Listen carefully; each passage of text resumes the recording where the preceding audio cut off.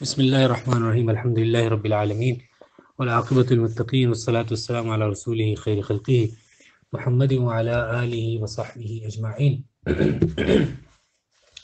أما بعد فأعوذ بالله من الشيطان الرجيم بسم الله الرحمن الرحيم فأما من أعطى واتقى وصدق بالحسنى فسنيسره لليسرى وأما من بخل واستغنى وكذب بالحسنى فسنيسره للعسرى وقال تعالى ومن أراد الآخرة وسعى لها سعيها وهو مؤمن فأولئك كان سعيهم مشكورا وقال تعالى فمن يريد الله أن يهديه يشرح صدره للإسلام ومن يريد أن يضله يجعل صدره ضيقا حرجا كأنما يصعد في السماء. وعن أبي عبد الرحمن عبد الله بن مسعود رضي الله عنه قال حدثنا رسول الله صلى الله عليه وسلم وهو الصادق المصدوق إن أحدكم يجمع خلقه في بطن أمه 40 نطفة ثم يكون علقة مثل ذلك ثم يكون مزغة مثل ذلك ثم يرسل إليه الملك فينفخ فيه الروح ويؤمر ب4 كلمات بكتب رزقه وأجله وعمله وشقي أو سعيد فوالله الذي لا إله غيره إن أحدكم ليعمل بعمل أهل الجنة حتى ما يكون بينه وبينها إلا ذراع فيسبق عليه الكتاب فيعمل بعمل أهل النار فيدخلها وإن أحدكم ليعمل بعمل أهل النار حتى ما يكون بينه وبينها إلا ذراع فيسبق عليه الكتاب فيعمل بعمل أهل الجنة فيدخلها. رواه البخاري ومسلم. صدق الله العظيم وبلغنا رسوله النبي الكريم ونحن على ذلك لمن الشاهدين والشاكرين والحمد لله رب العالمين. آج کی ہماری جو گفتگو ہے وہ امام نووی رحمہ اللہ کی الاربعون للنووی کی چوتھی حدیث پر ہے جو امام نووی رحمہ اللہ نے ذکر فرمائی ہے، اور ابھی آپ کے سامنے اس کا متن بھی پڑھا ہے۔ اس حدیث کا ترجمہ کچھ یوں بنتا ہے کہ ابو عبد الرحمن عبداللہ بن مسعود رضی اللہ تعالیٰ عنہ فرماتے ہیں کہ ہم سے حدیث بیان کی اللہ کے رسول صلی اللہ علیہ وسلم نے، اور وہ سچے ہیں، تصدیق کیے ہوئے ہیں کہ بے شک تم میں سے کسی آدمی کو اس کی ماں کے پیٹ میں جمع رکھا جاتا ہے 40 دنوں تک نطفہ، اس کے بعد پھر خون، اور اس کے بعد پھر گوشت کا لوتھڑا، اسی طرح پھر اس کی طرف ایک فرشتوں کو بھیجا جاتا ہے تو وہ اس کے اندر روح پھونکتا ہے اور 4 چیزوں کا حکم کر دیا جاتا ہے، لکھ دیا جاتا ہے اس کے رزق کو اور اس کی عمر کو اور اس کے عمل کو اور اس کی نیک بختی کو یا اس کی بدبختی یا نیک بختی کو۔ پس اس ذات کی قسم جس کے علاوہ کوئی معبود نہیں، تم میں سے کوئی آدمی جنتیوں کے عمل کرتا رہتا ہے یہاں تک کہ اس کے اور جنت کے درمیان صرف ایک بالشت رہ جاتی ہے یا ایک ہاتھ رہ جاتا ہے، ایک بازو کے برابر فاصلہ رہ جاتا ہے، پس اس پر کتاب سبقت لے جاتی ہے، پس وہ عمل کرتا ہے جہنمیوں کا، پس وہ جہنم میں داخل ہو جاتا ہے۔ اور بے شک تم میں سے کوئی آدمی جہنمیوں والے اعمال کرتا رہتا ہے یہاں تک کہ اس کے اور جہنم کے درمیان ایک ذراع یعنی ایک بالشت یا بازو کے برابر فاصلہ رہ جاتا ہے، پس اس پر اس کی کتاب سبقت لے جاتی ہے، پس وہ جنتیوں والا عمل کرتا ہے اور وہ اس میں داخل ہو جاتا ہے۔ اس کو روایت کیا ہے امام بخاری اور مسلم نے۔ اس حدیث کے اندر اللہ کے رسول صلی اللہ علیہ وسلم اصل میں تو انسان کے حسن خاتمہ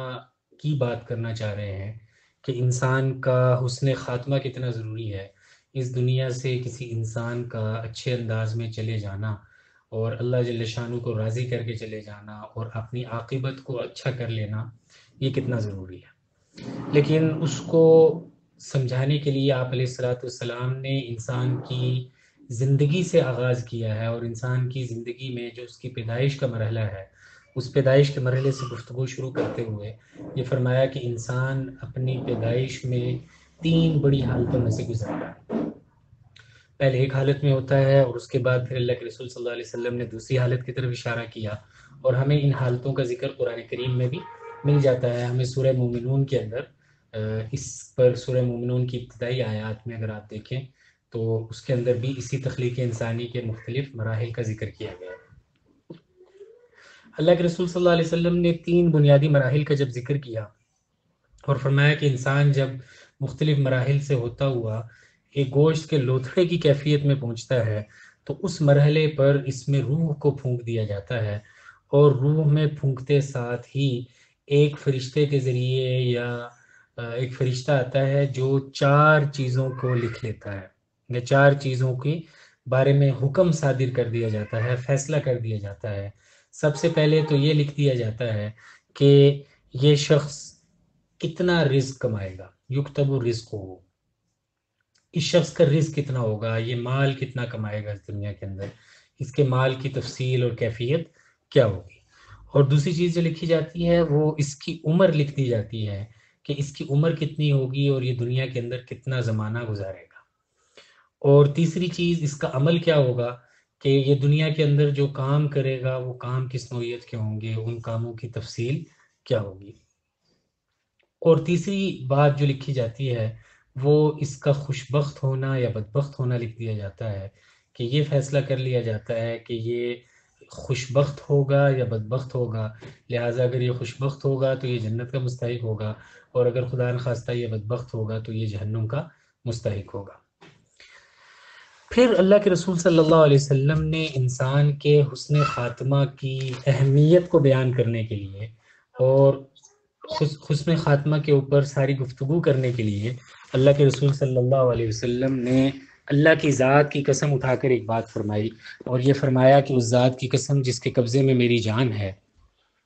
بعض اوقات یوں ہوتا ہے کہ کوئی آدمی نیکی کے کام کرتا چلا جاتا ہے اور اس کی زندگی نیکی کے کام کرتے ہوئے گزرتی چلی جاتی ہے، اور سب لوگوں کو بھی یہ اطمینان ہوتا ہے کہ یہ آدمی نیک ہے، اور وہ خود آدمی بھی نیکی کے کام میں لگا ہوتا ہے، اور اس کے اور جنت کے درمیان کوئی زیادہ فاصلہ نہیں رہ جاتا۔ اس کو اللہ کے رسول صلی اللہ علیہ وسلم نے ایک ذراع سے تعبیر کیا۔ ایک ذراع یعنی ایک ہاتھ آپ سمجھ لیجئے کہ اس کے اور جنت کے درمیان ایک ہاتھ کا فاصلہ رہ جاتا ہے، اور پھر اللہ کے رسول صلی اللہ علیہ وسلم نے فرمایا کہ عین اس لمحے جب وہ جنت کے بالکل قریب ہوتا ہے تو اس کی کتاب سبقت لے جاتی ہے،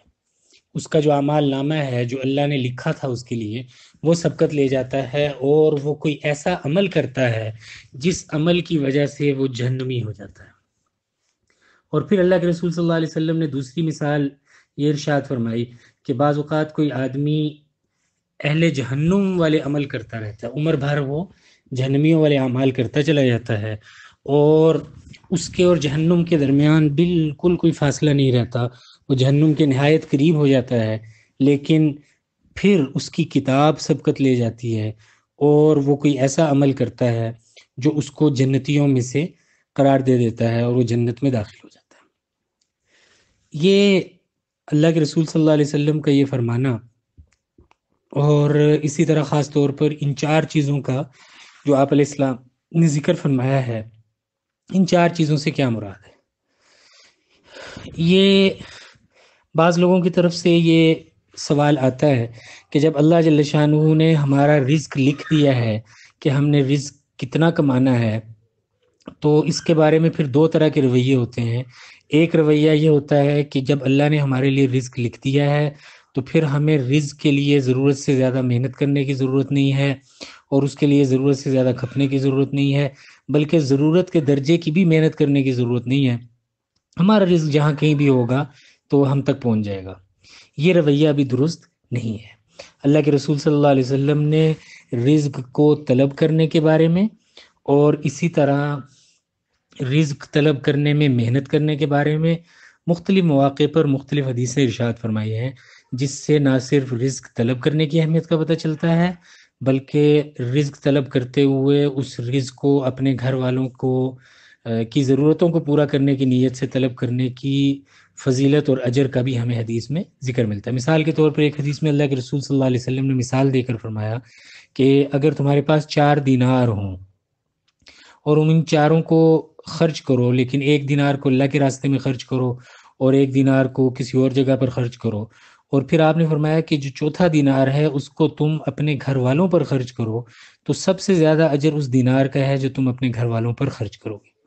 اس کی وجہ شاید وہی نیت کی درستگی ہے کہ آپ ان پر خرچ کرتے ہوئے یہ سوچ کر خرچ کرتے ہیں کہ میں ان کی ضرورتیں پورے کرنے کا مکلف ہوں، میرے اللہ نے مجھے یہ ذمہ داری عطا فرمائی ہے، تو اللہ کی اس ذمہ داری کو ادا کرنے کی نیت سے میں اس پر خرچ کر رہا ہوں۔ یہی وجہ ہے کہ آپ صلی اللہ علیہ وسلم کے ایک صحابی نے جب اپنا سارا مال خرچ کرنے کا ارادہ کیا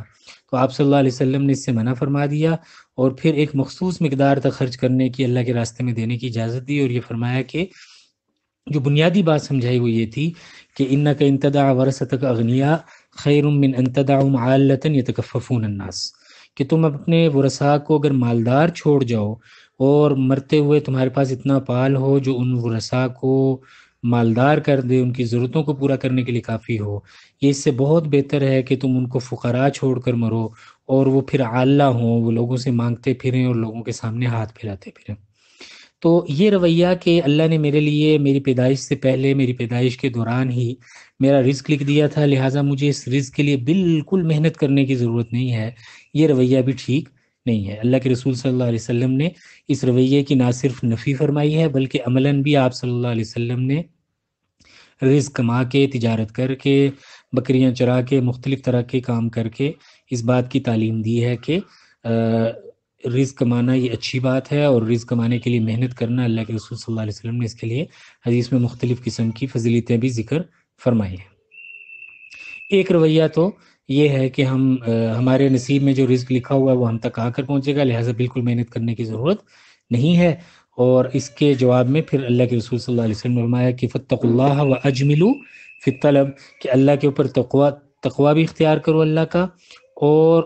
رزق تلاش کرنے میں خوبصورت ذرائع کو اختیار کرو، اچھے ذرائع کو، ڈگنیفائڈ مینز کو، عمدہ ذرائع کو اختیار کرو۔ ایک پہلو تو یہ ہے۔ دوسرا پہلو کچھ لوگوں کا یہ ہے کہ اگر اللہ نے ہمارا رزق لکھ دیا ہے تو جو رزق اللہ نے ہمارا لکھ دیا ہے اور یہ بھی لکھ دیا ہے کہ وہ حلال ہوگا یا حرام ہوگا، تو لہٰذا اب ہم جس بھی ذریعے سے اپنا رزق کمائیں تو ہمیں اس کو کمانے کی اجازت ہے۔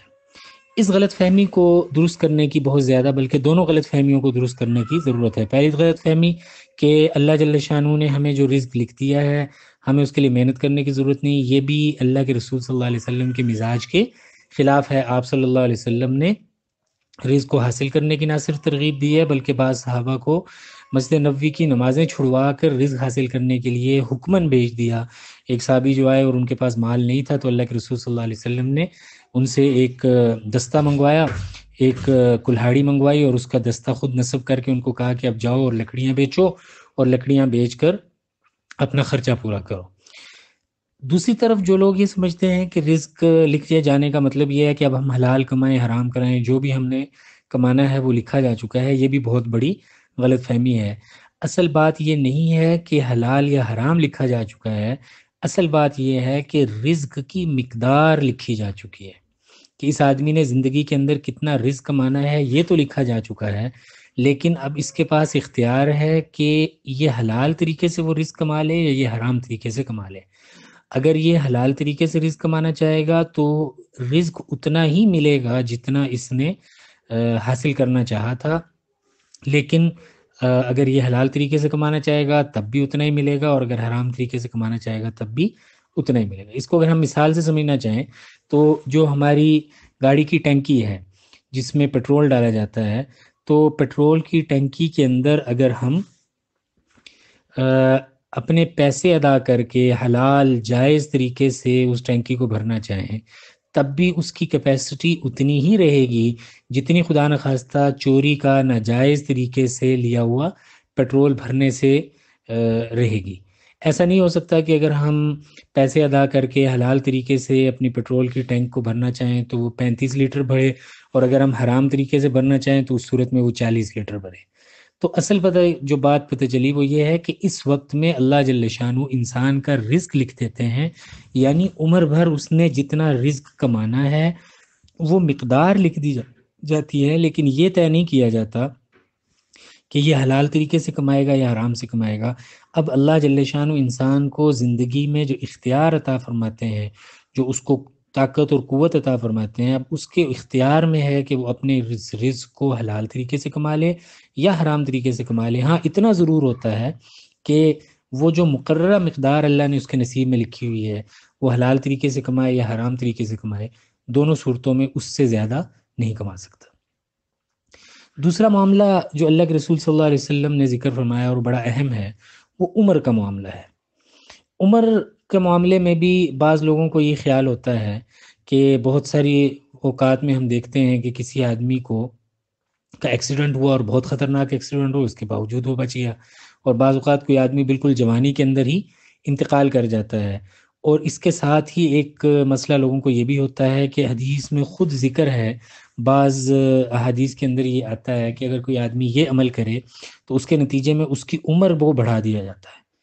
اور يُنْسَأَ لَهُ فِي أَثَرِهِ، حدیث کے اندر آتا ہے کہ اس کی عمر کو بھلا دیا جاتا ہے، یعنی اس کی عمر کو بڑھا دیا جاتا ہے۔ تو بعض لوگوں کو یہ اشکال ہوتا ہے کہ اگر اللہ جل شانہ نے عمر کا یا موت کا فیصلہ اس میں لکھ لیا تھا، تو اس موت کے فیصلے کو لکھنے کی وجہ سے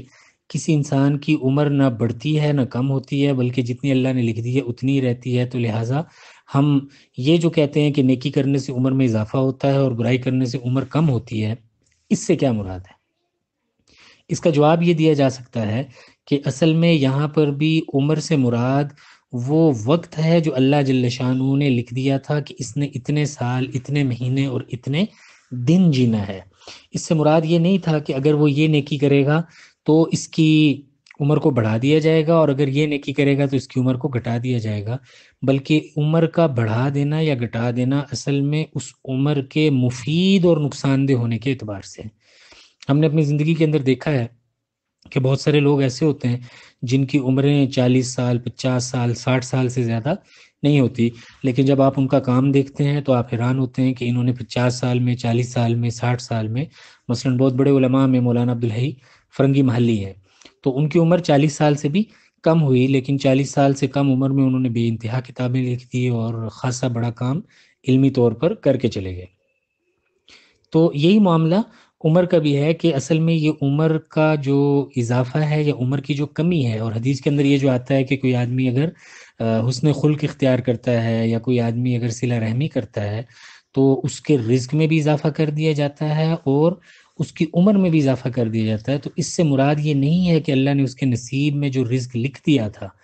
اس رزق میں اضافہ ہو رہا ہے، بلکہ اس سے مراد یہ ہے کہ اس کے رزق کے اندر ایسی برکت اور وسعت عطا فرما دی جاتی ہے کہ وہ تھوڑا رزق بھی اس کی ضروریات کے لیے کافی ہو جاتا ہے، یا اس تھوڑے رزق کے باوجود اس پر وہ آفات اور وہ مصائب اور وہ تکلیفیں اور پریشانیاں نہیں آتی جو زیادہ رزق کی ضرورت کی طرف انسان کو متوجہ کرے۔ مثلاً ایک آدمی ہے، اس کا رزق تو بہت ہی محدود مل رہا ہے اس کو، لیکن وہ صلہ رحمی کر رہا ہے، اور اس صلہ رحمی کی وجہ سے اللہ جل شانہ اسی محدود رزق میں اس کے خرچے اس لیے پورے کروا رہے ہیں کہ اس پر کوئی اضافی بوجھ نہیں آنے دیتے، اس پر غیر ضروری بیماری نہیں آنے دیتے، اس پر غیر ضروری مسائل نہیں آنے دیتے، اس کو کسی نقصان سے جانی یا مالی دوچار نہیں کرتے، جس کے نتیجے میں اس کا یہی رزق جو اللہ نے دیا ہوا ہے یہ اس کے لیے کافی ہو جاتا ہے۔ اور جہاں پر یہ کہا جاتا ہے کہ اس کا رزق جو ہے وہ کم کر دیا جائے گا یا فلاں گناہ کرنے کی وجہ سے، ان حدیث شریف میں آتا ہے ان العبد لیحرم الرزق بذنب یصیبہ، کہ بعض اوقات انسان کسی گناہ کی وجہ سے اپنے رزق سے محروم ہو جاتا ہے۔ تو اس سے مراد یہ نہیں ہوتا کہ کسی آدمی کو کوئی رزق مل رہا ہے اور گناہ کرنے کی وجہ سے وہ رزق کم ہو گیا، بلکہ مراد یہ ہے کہ وہ رزق تو اس کو ملتا ہے اتنا ہی جتنا اس کے نصیب میں لکھا ہوا تھا، لیکن اس رزق کے ملتے ساتھ ہی اس سے آگے یا پیچھے اس کے اوپر کوئی ایسی آفت، کوئی مصیبت، کوئی پریشانی ڈال دی جاتی ہے جس کے نتیجے میں یہ سارا رزق جو اسے ملا تھا یہ اس کے ہاتھ سے چاہتا رہتا ہے، تو گویا وہ رزق آیا تو تھا لیکن اس کے پاس ٹھہرا نہیں اور اس سے مستفید نہیں ہو سکا اور اس سے چلا گیا۔ یہاں اس کے ضمن میں ہی ایک بات جو سمجھنے کی ضرورت ہے وہ یہ ہے کہ ہمارے ہاں یہ سمجھا جاتا ہے کہ تقدیر صرف ایک طرح کی ہے، یعنی تقدیر کا مطلب یہ ہے کہ اللہ تعالیٰ نے ساری چیزیں لکھ کے رکھ دی ہیں، لہٰذا جو اللہ نے لکھا ہوا ہے وہ اسی کے مطابق زندگی گزرتی رہے گی اور اس سے کوئی بھی چیز اوپر نیچے نہیں ہوگی، اور ہمارے کسی عمل سے نہ اس میں اضافہ ہو سکتا ہے تقدیر میں، نہ کمی ہو سکتی ہے، لہٰذا کوئی عمل کرنے کی ضرورت نہیں ہے۔ اس غلط فہمی کو زائل کرنا ضروری ہے، اور اسی وجہ سے لکھا گیا ہے کہ تقدیر کی دو قسمیں ہیں، ایک تقدیر معلق کہلاتی ہے اور ایک تقدیر مبرم کہلاتی ہے۔ تقدیر مبرم تو ابرام سے ہے، ابرم امرن فإنا مبرمون، قرآن کریم کی جو آیت ہے۔ تو تقدیر مبرم یہ ہوتی ہے کہ وہ چیزیں جو اللہ نے اپنے علم میں طے کر لی ہیں اور اس کے اندر ایک لمحہ بھی آگے پیچھے نہیں ہوگا، یا اس کے اندر کوئی بھی کمی یا زیادتی نہیں ہوگی۔ مثال کے طور پر انسان کا جو رزق لکھ دیا گیا ہے، اس رزق کے اندر ظاہر ہے کہ اضافہ یا کمی نہیں ہوگی، جتنا لکھ دیا گیا ہے وہ اس کو آ کر رہے گا اور اس کو مل کر رہے گا۔ دوسری چیز، انسان کی عمر جتنی اللہ نے لکھ دی ہے اتنی ہی مل کر رہے گی، نہ اس سے زیادہ ہو سکتی ہے نہ اس سے کم ہو سکتی ہے۔ یہ تقدیر کی وہ قسمیں ہیں جو مبرم ہیں، جو طے شدہ ہیں، جس میں قرآن کی تعمیر کے مطابق اذا جاء اجلہم فلا یستأخرون ساعۃ ولا یستقدمون، کہ جب ان کی وقت آ جاتا ہے، ان کی موت کا وقت قریب ہو جاتا ہے، تو پھر وہ ایک لمحہ بھی اوپر یا نیچے نہیں ہوتی۔ لیکن تقدیر کی ایک قسم اور بھی ہے، اور اس کو لوگوں نے بیان کیا ہے، محدثین نے بیان کیا ہے، تقدیر معلق کے ساتھ، کہ اللہ جل شانہ کچھ چیزیں تو طے کر دیتے ہیں کہ اس کو زندگی اتنی دینی ہے، اس کو مال اتنا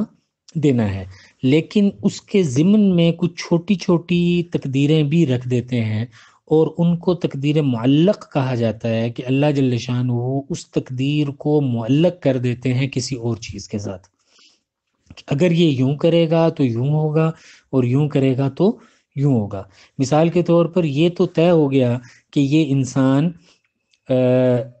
اس انسان کا انتقال جو ہے وہ فلاں تاریخ کو، فلاں مہینے، فلاں دن ہونا ہے، لیکن اس انتقال سے پہلے کیا کیفیت ہوگی اور وہ انتقال کیسا ہوگا، یہ بعض اوقات تقدیر معلق کا حصہ ہوتا ہے۔ یہی وجہ ہے کہ اللہ کے رسول صلی اللہ علیہ وسلم نے فرمایا ان الصدقۃ لتطفئ غضب الرب وتدفع میتۃ السوء، کہ جو صدقہ ہے یہ بعض اوقات انسان کو اللہ کے رب کے غضب سے بھی بچاتا ہے اور بری موت سے بھی بچاتا ہے۔ تو یہاں پر موت کی نفی نہیں کی گئی، اللہ کے رسول صلی اللہ علیہ وسلم نے موت کی نفی نہیں کی، بلکہ بری موت کی نفی کی ہے۔ اور بری موت کون سی ہوتی ہے؟ وہ موت جس کے اندر آدمی کو اچانک موت آ جائے اور اللہ کی طرف رجوع کرنے کا اور اللہ کی طرف متوجہ ہونے کا موقع نہ ملے۔ یہی وجہ ہے کہ اللہ کے رسول صلی اللہ علیہ وسلم نے چند بری موتوں سے پناہ مانگی ہے۔ مناجات مقبول کے اندر آپ کو وہ حدیث، وہ دعا مل جائے گی، جس کے اندر اللہ کے رسول صلی اللہ علیہ وسلم نے فرمایا اللہم انی اعوذ بک من موت الفجاءۃ ومن لدغ الحیۃ، کہ یا اللہ میں آپ سے اچانک موت سے پناہ چاہتا ہوں، ومن السبع ومن الغرق والحرق،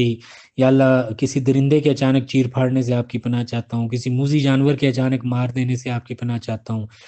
غرق ہونے سے پناہ چاہتا ہوں، اچانک آگ لگ کے جل جانے سے پناہ چاہتا ہوں، ومن الہدم والتردی، یا اللہ کسی ایکسیڈنٹل ڈیتھ سے آپ کی پناہ چاہتا ہوں، میرے اوپر اچانک کوئی چیز آ کر گرے اور میں مر جاؤں، اس سے آپ کی پناہ چاہتا ہوں۔ کیوں؟ اس لیے کہ ایکسیڈنٹل ڈیتھ اگرچہ اس کے اندر شہادت کا اجر تو ملتا ہے ایک حدیث میں، لیکن آپ کو اس کیفیت کا پتہ نہیں ہے جس کیفیت میں آپ کا انتقال ہو رہا ہے۔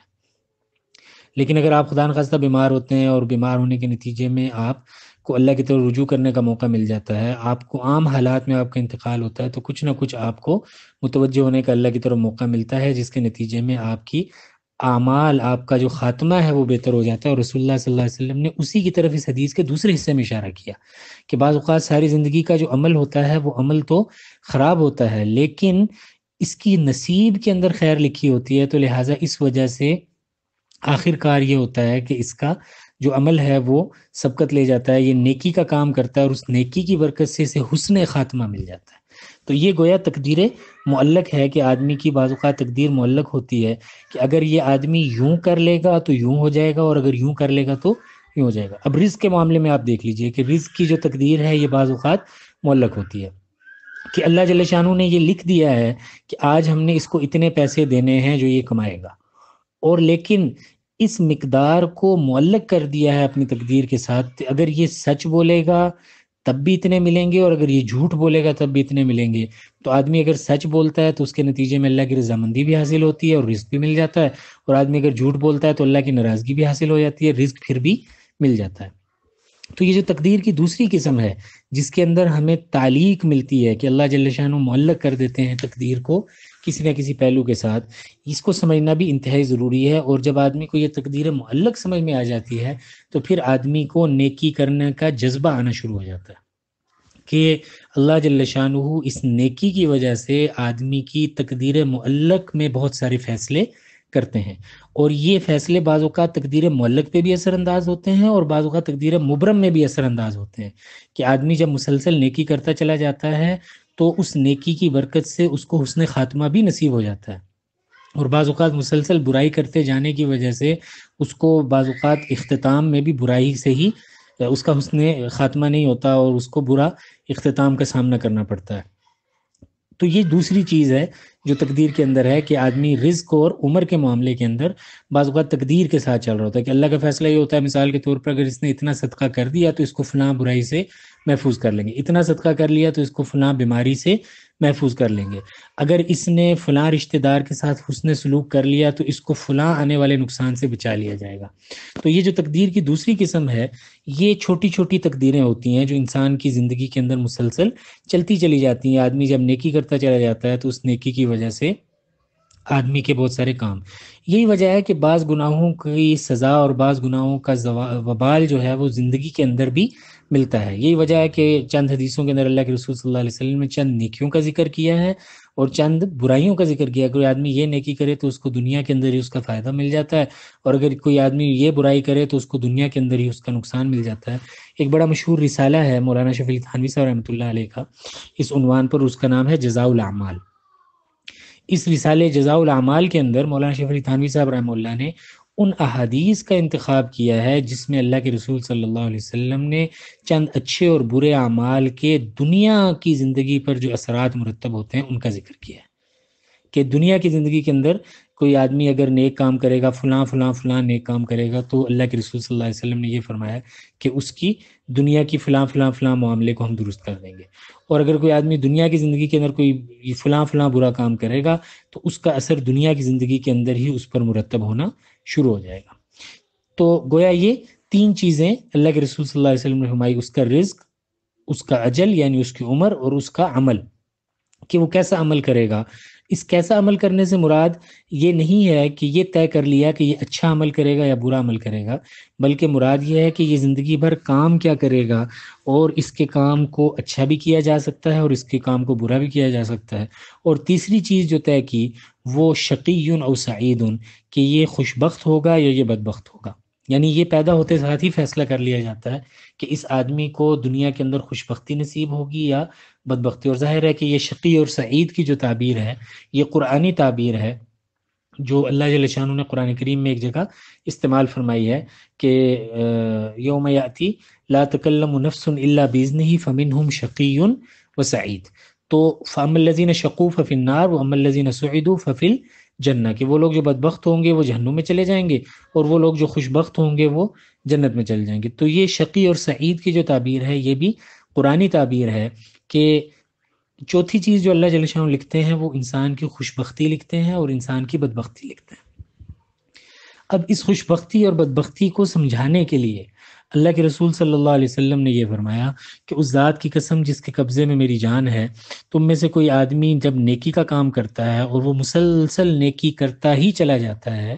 تو اس نیکی کی وجہ سے وہ جنت کے اتنا قریب ہو جاتا ہے کہ اس کے اور جنت کے درمیان صرف ایک ذراع کا فاصلہ رہ جاتا ہے، لیکن پھر اس کی کتاب یعنی جو اس کا نصیب تھا وہ سبقت لے جاتا ہے، تو لہٰذا اب وہ کوئی ایسا عمل کرتا ہے جو اس کو جہنمی بنا دیتا ہے، اب وہ جہنم میں داخل ہو جاتا ہے۔ اور تم میں سے کوئی آدمی جو ہے وہ جہنمیوں والے عمل کرتا جاتا ہے، عمر بھر جہنمیوں والے عمل کرتا جاتا ہے، یہاں تک کہ اس کے اور جہنم کے درمیان ایک ذراع کا فاصلہ رہ جاتا ہے، پھر اس کی کتاب سبقت لے جاتی ہے تو وہ جنتیوں کے عمل کرتا ہے اور اس میں داخل ہو جاتا ہے۔ تو بعض صحابہ کو اس میں یہ خیال ہوا کہ اور بعض حدیثوں میں یہ اضافہ موجود ہے، صحیح حدیثوں میں یہ اضافہ موجود ہے کہ جب اللہ کے رسول صلی اللہ علیہ وسلم نے یہ بات فرمائی کہ تم میں سے ہر ایک کا جنت یا جہنم میں جانے کا فیصلہ تو ہو چکا ہے، تو صحابہ نے کہا اللہ کے رسول اگر یہ بات ہے کہ یہ فیصلہ ہو چکا ہے اور لہٰذا یہ کر لیا جائے گا تو کیا ہم عمل کو چھوڑ دیں؟ تو آپ نے فرمایا نہیں، اعملوا فکل میسر لما خلق لہ، تم عمل ضرور کرتے رہو اس لیے کہ ہر ایک کے لیے وہ چیز آسان کر دی جائے گی جس کے لیے وہ پیدا کیا گیا۔ اصل ضابطہ اور اصول یہ ہے کہ جو آدمی مسلسل کوئی کام کرتا رہے گا تو اس کے لیے وہی کام آسان کر دیا جائے گا، اور اس کا وہ عمل آخر میں بھی وہی ہوگا جو وہ عمر بھر کرتا رہا، اور اس کو دنیا کے اندر کامیابی مل جائے گی۔ اور کوئی آدمی اگر برا عمل کرتا رہا عمر بھر تو پھر عمومی طور پر اس کی برائی کا اثر اس کے مرتے دم تک رہے گا، اور اس کا اختتام بھی برا ہی ہوگا اگر اللہ جل شانہ نہ چاہیں تو۔ یہ اصل میں اللہ کے رسول صلی اللہ علیہ وسلم نے اشارہ کیا قرآن کریم کے ایک مضمون کی طرف، جہاں پر اللہ نے فرمایا فَأَمَّا مَنْ أَعْطَى وَاتَّقَى وَصَدَّقَ بِالْحُسْنَى فَسَنُيَسِّرُهُ لِلْيُسْرَى وَأَمَّا مَنْ بَخِلَ وَاسْتَغْنَى وَكَذَّبَ بِالْحُسْنَى فَسَنُيَسِّرُهُ لِلْعُسْرَى۔ یہاں پر اللہ جل شانہ نے 3 چیزوں کو ذکر کیا ہے کامیاب ہونے والوں کے لیے بھی، اور 3 چیزوں کو ذکر کیا ہے ناکام ہونے والوں کے لیے۔ کامیاب ہونے والوں کے لیے اللہ نے فرمایا کہ جو آدمی دیتا رہتا ہے، یعنی مال خرچ کرتا رہتا ہے اور اللہ کے راستے میں خرچ کرتا رہتا ہے، واتقا، اور دیتے ہوئے تقوی اختیار کرتا ہے، اللہ کی رضا کے لیے دیتا ہے اور اللہ جل شانہ کو راضی رکھنے کے لیے دیتا ہے، اور اس سارے خرچ کرنے کے پروسیس میں یا جو کچھ بھی وہ دے رہا ہے، جو سپینڈنگ وہ کر رہا ہے، اس کے اندر اللہ کو راضی رکھنا چاہتا ہے، وہ صدق بالحسنى، اور وہ حسنہ یعنی آخرت کی یا اللہ کی دیدار کی یا اللہ کی رویت کی تصدیق کرتا ہے، فَسَنُيَسِّرُهُ لِلْيُسْرَى، تو پھر ہم اسے آہستہ آہستہ آسانی کے لیے تیار کرتے چلے جائیں گے۔ یعنی اس کے لیے چھوٹی عبادت سے شروع کرنا، اور پھر چھوٹی عبادت سے بڑھتے بڑھتے بڑھتے بڑھتے چلے جانا اس عبادات کے کمیت اور کیفیت کے اندر، کہ وہ فرائض کے اندر بہتر ہوتا چلا جا رہا ہے، اور پھر فرائض سے وہ نوافل کی طرف بڑھتا چلا جا رہا ہے، چاہے وہ نماز ہو، روزہ ہو، حج ہو، زکوٰۃ ہو، تو ہم اس کو رفتہ رفتہ اسی کی نیکی کے کاموں کے اندر بڑھاتے چلے جاتے ہیں، اور نیکی اس کے لیے آسان ہوتی چلی جاتی ہے۔ اور جو آدمی برائی کرتا ہے، اور 3 برائیوں کا ذکر کیا انہی 3 نیکیوں کے مقابلے میں، اعطاء کے مقابلے میں بخیلہ کا ذکر کیا، وہ اما من بخیلہ، اور جس آدمی کے مزاج کے اندر بخل ہو، چاہے وہ مال کا بخل ہو، علم کا بخل ہو، اخلاق کا بخل ہو، کسی بھی طرح کا بخل نہ دینے کا مزاج ہو جس شخص کا۔ اور اس کے مقابلے میں اگر آپ وہ حدیثیں دیکھ لیں جس میں اللہ کے رسول صلی اللہ علیہ وسلم نے فرمایا کہ اللہ کو بخیل مومن سے زیادہ سخی مومن پسند ہے، اور یہ فرمایا کہ بعض اوقات سخاوت جو ہے وہ انسان کو جنت میں لے جاتی ہے، اس لیے کہ آخر میں جو ایک عمل ہے اس کا کوئی پتہ نہیں ہے کہ وہ کون سا نیکی کا عمل ہوگا جو لے جائے گا، اور عین ممکن ہے کہ وہ آخری عمل جو اس نے کیا ہو وہ نیکی کا اور سخاوت کا کیا ہو، اور اس کے نتیجے کے اندر یہ جنت میں چلا جائے۔ تو دوسری چیز جو ناکام لوگوں کے بارے میں فرمائی وہ یہ فرمایا وہ اما من بخیلا واستغنا، اور یہ استغنا جس کا ذکر کیا یہ بہت خطرناک چیز ہے، کہ اپنے آپ کو اس نے سیلف سفیشینٹ سمجھ لیا تھا، کسی کے لیے وہ اکاؤنٹیبل نہیں تھا، اپنے آپ کو وہ سمجھتا تھا کہ اس کا کبھی بھی حساب نہیں کیا جائے گا۔ اور اس کے مقابلے میں کیا ہے، من بخیلا واستغنا کے مقابلے میں ہے اعطا واتقا، کہ وہ دیتا بھی جاتا ہے اللہ کے راستے میں اور ڈرتا بھی جاتا ہے، اسے اللہ کے سامنے کھڑے ہونے کا خوف ہے، اللہ کے حساب کا اور محاسبے کا اسے خوف ہے۔ اور اس کے مقابلے میں دوسرا آدمی ہے جو نہ دے رہا ہے، اور نہ دینے کی وجہ یہ سمجھتا ہے کہ میں تو اکاؤنٹیبل ہی نہیں ہوں، مجھ سے کوئی پوچھنے والا ہی نہیں ہے، استغنا ہے اس کا۔ آپ یہ جو استغنا کی تعبیر ہے اس کو قرآن کریم میں اگر مختلف جگہوں پر آپ دیکھیں تو آپ کو بہت ہی خوبصورت تعبیرات مل جائیں گی، جہاں پر اللہ نے فرمایا کلا ان الانسان لیطغی ان رآہ استغنی، کہ بعض اوقات انسان سرکش ہو جاتا ہے جب وہ یہ سمجھنے لگتا ہے کہ وہ سیلف سفیشینٹ ہو گیا ہے، وہ بے پرواہ ہو گیا ہے، اسے کسی کی ضرورت نہیں ہے، وہ اکاؤنٹیبل نہیں ہے کسی کے سامنے۔ تو 2 چیزیں یہ ذکر کی، اور تیسری چیز کی وہ کذب بالحسنی، اور یہ تکذیب کرتا ہے حسنہ کی، یہ اللہ کے سامنے کھڑے ہونے کی یا نیکی کی یا اللہ کی رضا کی تکذیب کرتا تھا۔ فَسَنُيَسِّرُهُ لِلْعُسْرَى،